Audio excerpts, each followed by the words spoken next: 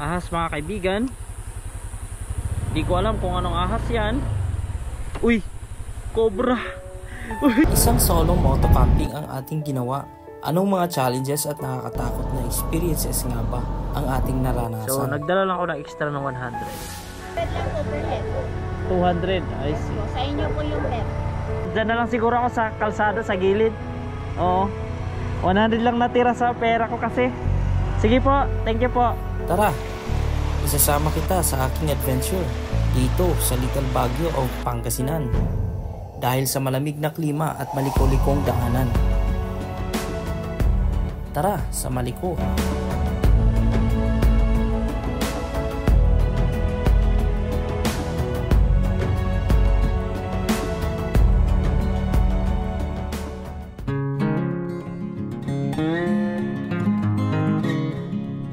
Good morning internet.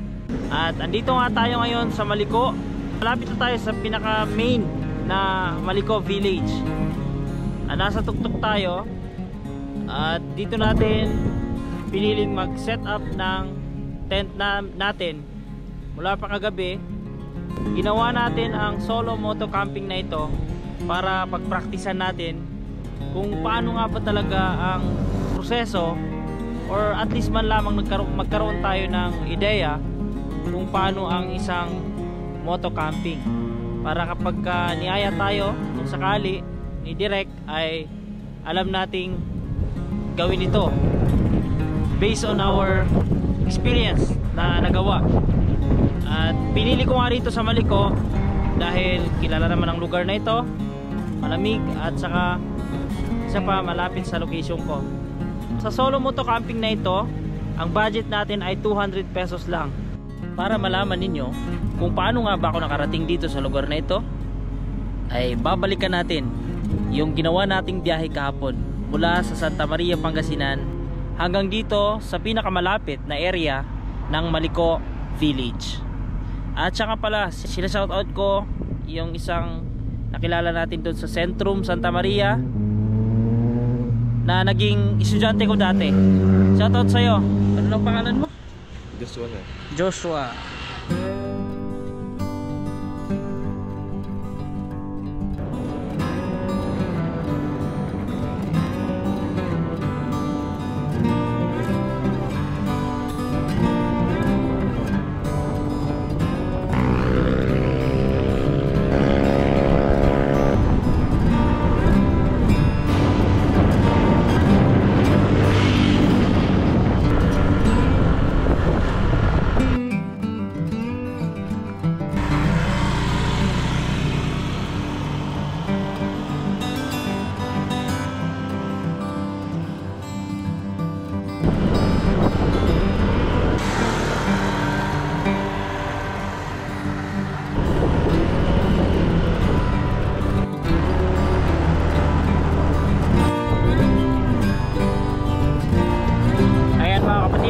Tayo ng kadiliman dito sa mismong Pangasinan Nueva Vizcaya Road or Villa Verde 3. Andito na tayo sa location na binabalak kong pag-stayhan.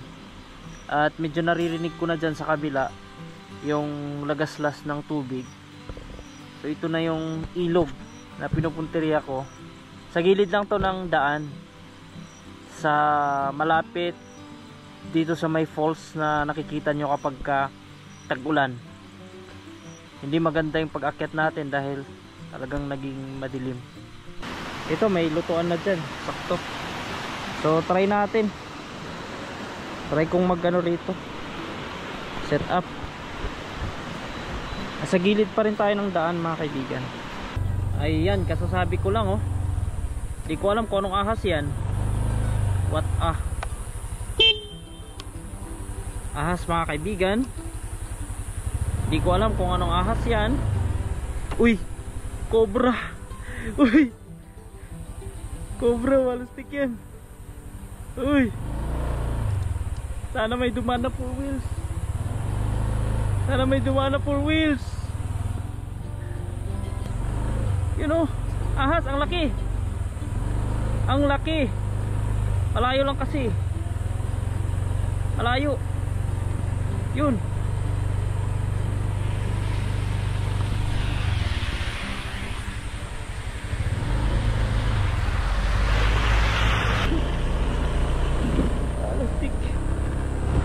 talaga. Natutroma ako sa ahas. Pambirang ahas na yan. Bigla ako natakot mga kaibigan kasi nga nakakita ko tayo ng ahas dun sa dinaanan natin. Bali andito ako ngayon sa Kindaw Camp. Dito sa mismo sa Maliko, sa taas na ito. I-try kong inquire kung magkano yung entrance dito sa pag-stay. Kasi meron pa naman ako natitirang 100. Try natin kung kasya yung 100. Pag hindi, no choice tayo. Kailangan natin tapangan na mag set up sa gilid ng daan. Natrauma ako dun sa mga ahas-ahas na yan. Pambihira na yan. Ang budget lang kasi natin sa solo moto camping na ito is 200 pesos lang. Yung 100 pang gas natin, tapos yung 100 ko ano yung mabibili. Kasi lahat naman ng kakailanganin ko for dinner tapos bukas ay kumpleto naman na. So nagdala lang ako ng extra ng 100. Kaso parang hindi ko yata kayang mag-isa. Napakadelikado din kasi ng lugar, no? Nandito tayo sa natural habitat ng mga ahas na yan. Kaya delikado talaga. So dito tayo sa Kindaw Camp. Try ko dito na mag-inquire. Sana kaya ng budget natin ng 100. Let's go! Pasukin natin tong Kindaw Camp. Mag-inquire tayo dito. Matarik ito mga kapatid. Ang gamit pala natin ngayon ay Honda Click. Ang motor na ito ay matagal na sa atin mga kaibigan. Nagamit natin ito nung tayo ay umuwi ng Bohol. Back and forth tayo ng Bohol. So try natin mag-inquire dito sa loob ng Kindaw Camp. Mas safe dito eh. So, Apo, magkano pong bayad pag Overnight? Opo, 200 lang po per head. 200. I Yes see. po. Sa inyo po yung pet. Sige at Parking na po dyan. For customers Oo. parking area po. Dito lang po, pag ibababa nyo yung motor nyo, may bayad na po yung motor sa baba. Pero pag dito, free parking po. sige. Sige ate, Doon na po sa entrance. 100 lang kasi yung natirang pera ko. Kung sakali lang na dyan na lang siguro ako sa kalsada sa gilid. Oo. 100 lang natira sa pera ko kasi. Sige po, thank you po.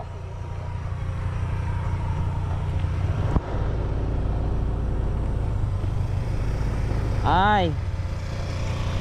Wala, 200 mga kapatid. 100 lang dala ko. Di talaga ako nagdala ng extra. Sorry ka na lang, Eli Motor. Harap tayo ng safer place. Mga kaibigan, medyo hindi lang talaga naging maganda itong take off natin. Delay ako sa take off dahil ka-out ko lang sa trabaho alas 5. Tapos nakaalis na ako 5:40 na eh, mag-alas 6 po. Kaya hindi ko nadaanan ng maliwanag ang daang Maliko. Then ganito pa inadatnan natin. Saka yung natakot ako bigla dahil doon sa ahas na nakita natin kanina.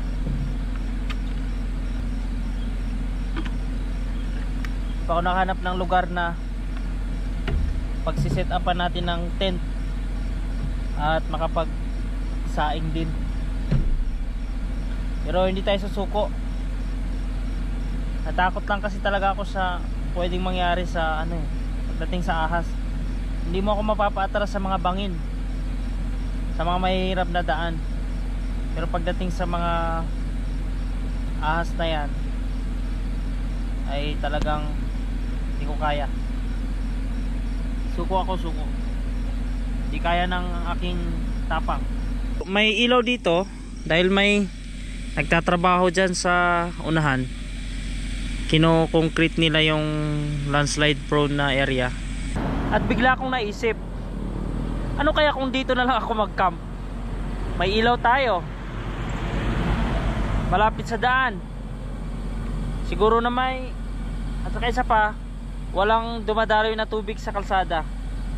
Isa kasi yun na pinagpapalamigan ng mga ahas. So mukhang safe tayo dito. Maghahanap ako ng panggatong, magsasaing tayo, at dito tayo magsiset up ng tent. Let's go! Nagtanong ako doon sa may ibabaw. May nagbabantay kasi doon. Tinanong ko kung okay lang mag-stay ako rito. So very nice, pwede tayo dyan, no? Tapos nagkuha din ako ng mga twigs, mga kahoy. Magsasayang ako. Let's go! I like this. I mean, mayroong solusyon sa bawat problema, no? Let's go! Sayang na tayo. Ang oras natin ay 8:28. Ang bait-bait talaga ng Panginoon sa buhay natin, no?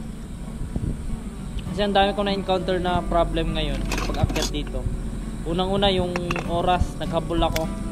Kaya hindi nagiging maganda, hindi maliwanag yung ating akyat. Then pangalawa, yung takot. Tapos pangatlo, yung mga nakikita natin na mga discouragement. Uwi na lang sana ako kaso sabi ko sayang itong inumpisahan ko.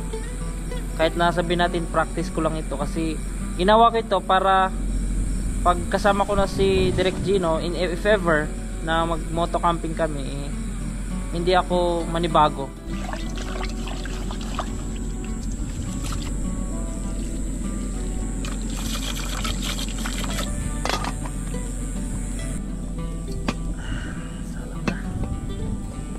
Yan yung dala ko ngayon, okra. Sabay ko na dun sa kanin. Sirola lang itong pinagsaingan ko. Ayan, sunog pa nga yata. Kaya ko na yung okra. Napakalamig dito sa Maliko. Pero ang dala ko ito lang, tent saka itong bedding. Bago tayo kakain, set up muna ako ng aking tent.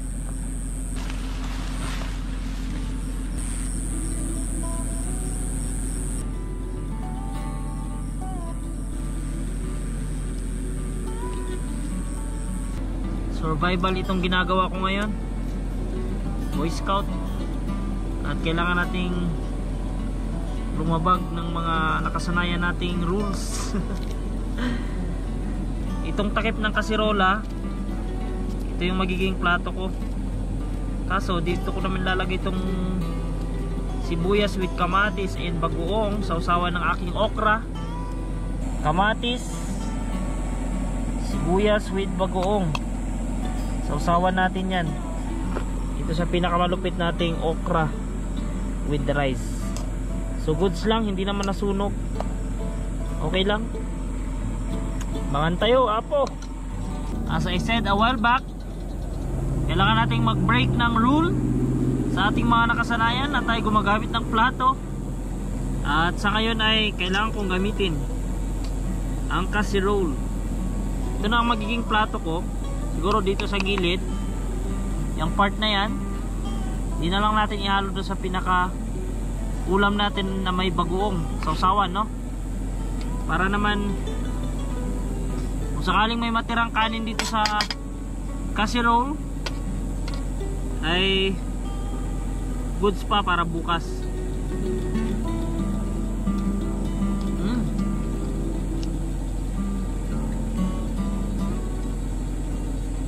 Okra.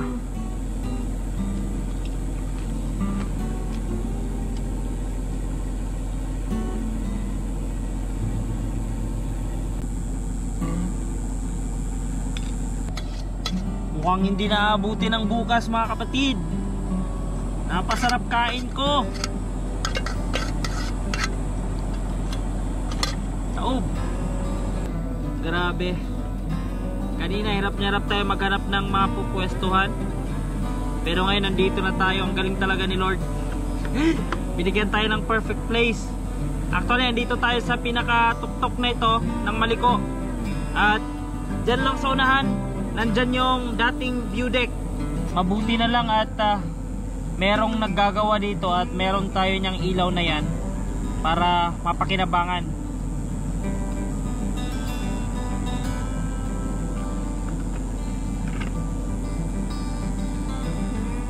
So paano ba yan? Tayo ay papasok na sa ating tent. Tutuwa talaga ako dito sa pwesto natin, mga kapatid.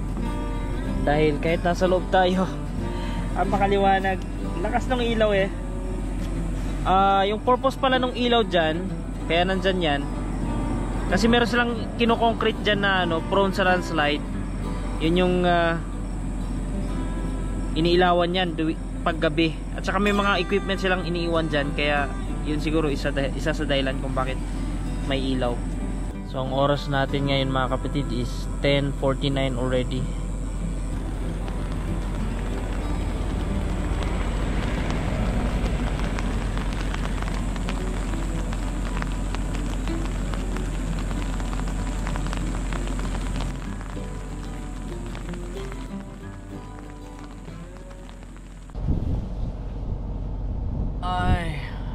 Good morning.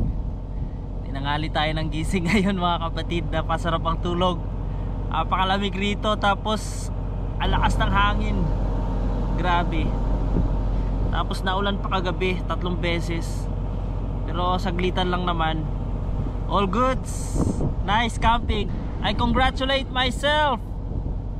Habang pinagmamasdan ko yung ilaw dito sa machine, marami ako nakikita mga lumilipad na butterfly.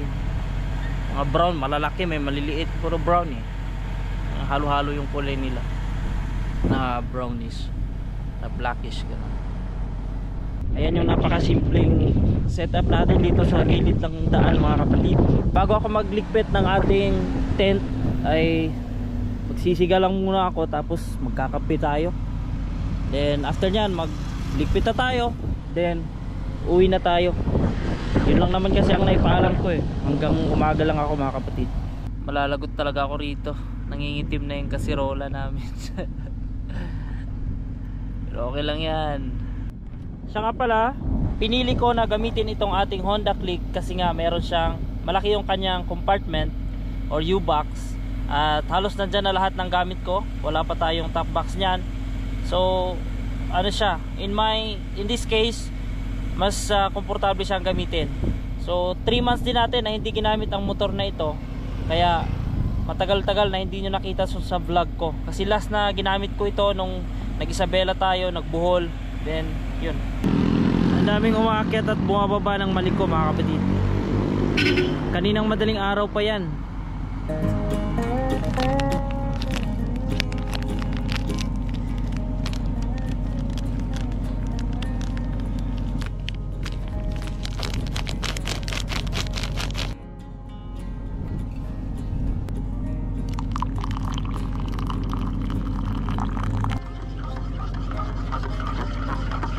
May dala rin naman akong kape, kaso masyadong mahapdi ang tiyan ko kapag walang isinasabay or naunang kanin na kakainin.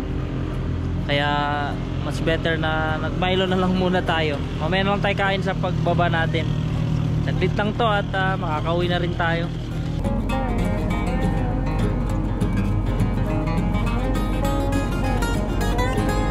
Dahil mainit naman na mga kaibigan, ay ililigpit na rin natin itong ating tent.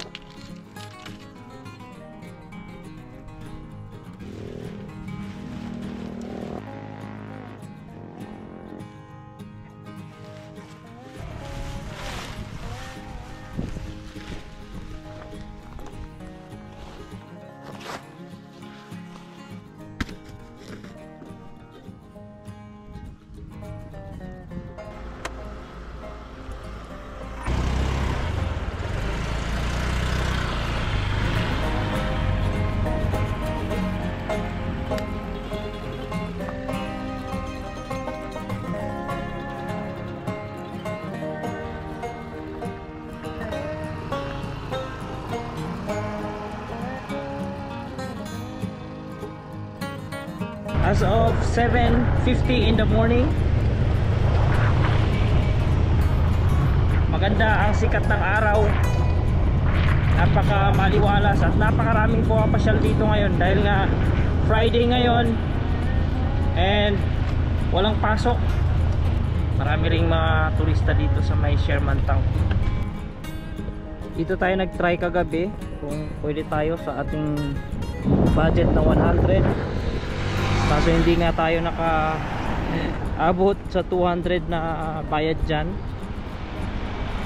mag set up ng tent.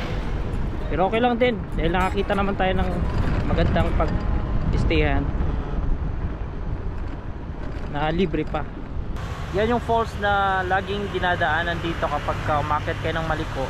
Tuwing tag-ulan makikita nyo lagi yan, yung falls na yan. na merong tubig. Kaya lang kapag summer, tuyong-tuyo talaga yan. Dito sa spot na ito mismo, nakita yung ahas kagabi. Biglang natakot ako kasi nga malaki. Saka tiningnan ko maigi sa naked eye ko, cobra siya. Hindi siya yung common na ahas. Kasi nung medyo tumayo yung ulo niya, doon ko napansin na cobra. Ang laki, mas malaki doon sa, ay di ko lang alam kung alin ang mas malaki, yung doon sa waiting shed or yung nakita ko kagabi. Malayo lang ako no, distansya kasi matapang yung ahas eh. Bali ito yung part or area na gusto sana nating pag-stayhan kagabi. At maganda sana na matutulog tayo rito, mag-tent. Kaso bigla akong natakot dahil nga dun sa mga alaalang naiwan sa atin, no? Maganda kasi may ilog dyan. Supposedly dito ako magti-tent, pero hindi natuloy. Sinundan ko yung trail kaso hanggang dyan lang sa may ilog, paliguan lang talaga. Pero yung ilog hanggang doon pa sa taas. So negative tayo na may community pa dyan. So wala na talaga. Napakaganda rito na mag-set up ng tent. Kaso yun lang, delikado lang no, sa mga tulad ng ahas. Hindi ko alam kung bakit laging matinik sa ahas itong aking mga mata. Lagi ako nakakita ng ahas. Kaya nakakatakot talaga na bumiyahe ka ng ganitong malalamig na lugar. Kasi doon nag-i-stay ang mga ahas eh. Sa mga malalamig, nagpapalamig kasi ang mga yan eh. Mga kapatid, dito tayo lumusot nung nakaraan kasama si Brother Gino. Nung tayo ay maliko galing sa Pianza, Barangay Pianza. Dito mismo kami lumabas noong nag-trail tayo. Toughest route tong Maliko. Yan yung nilabasan natin. At nung nakaraan, for your information pala no, maaaring napanood nyo na sa pagkakataong ito yung solo camping ni Direct Gino. Dito niya ginawa yan, dito sa may ilog. May ilog kasi sa dulo niya, napakaganda dyan. Dito rin sana ang plano ko kaso syempre andyan na si Direct Gino na nag-camp na siya dyan. For my sa pagkakaalam ko no, natapos na siya dyan para hindi naman paulit-ulit no. So doon na lang tayo sa taas, doon tayo nag camping.